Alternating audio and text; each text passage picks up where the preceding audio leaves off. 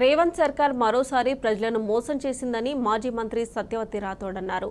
500 రూపాయలకే గ్యాస్, 200 యూనిట్ల లోపు ఉచిత విద్యుత్పై అనేక కండిషన్లు పెట్టి ప్రజలను రేవంత్ ప్రభుత్వం మోసం చేసిందన్నారు. వైట్ రేషన్ కార్డు ఉన్న అర్హులందరికీ పథకాలను అందజేయాలని సూచించారు. బీఆర్ఎస్ హయాంలో ఉద్యోగ నియామకాలను రేవంత్ రెడ్డి తమ ప్రభుత్వ ఘనతగా చెప్పుకోవడం సిగ్గుచేటన్నారు బీఆర్ఎస్ నాయకుడు వాసుదేవారెడ్డి.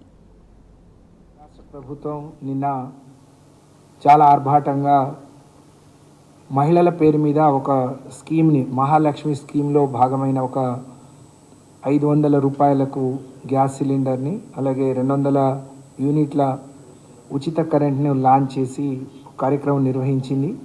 కానీ అందులోనే మహిళల పట్ల అగౌరవంగా స్వయంగా ఈ రాష్ట్రాన్ని పాలిస్తున్న ముఖ్యమంత్రి గారు మాట్లాడటం చాలా దురదృష్టకరం.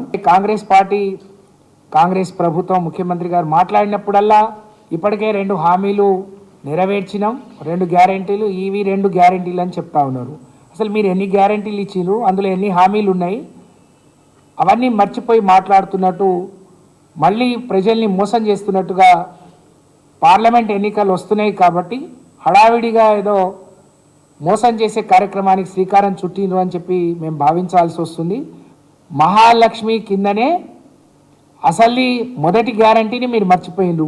మొదటి గ్యారంటీయే ఈ రాష్ట్రంలో తెల్ల రేషన్ కార్డు ఉన్న అర్హులైన మహిళలందరికీ 2500 రూపాయలు ఎన్నికలైన వెంటనే మొదలుపెట్టి ఇస్తామని చెప్పారు.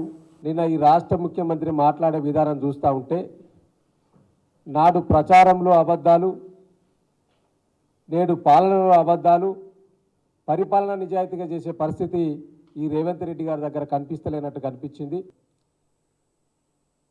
ఇవాళ మేము ఉద్యోగాలు ఇస్తూ ఉంటే బీఆర్ఎస్ నాయకులు శాపనార్థాలు పెడతా ఉన్నారు. యువకులారా, నిరుద్యోగులారా గమనించండి అని రెచ్చగొడతా ఉన్నాడు. మీరు వచ్చిన ఈ 75 రోజులలో ఎక్కడ ఉద్యోగాలు ఇచ్చిర్రు? మీరు ఇచ్చిన ఉద్యోగాలు ఎక్కడి అవి? ఎవరి హయాంలో నోటిఫికేషన్ ఇచ్చిర్రు? ఎప్పుడు జరిగినాయి అవి? ఇలా మీరు ఉద్యోగాలు ఇవ్వలేదు. తెలంగాణ ప్రజలకు ఇచ్చిన ప్రతి హామీని అమలు చేసేదాకా బీఆర్ఎస్ పార్టీగా మీ వెంట పడతాం.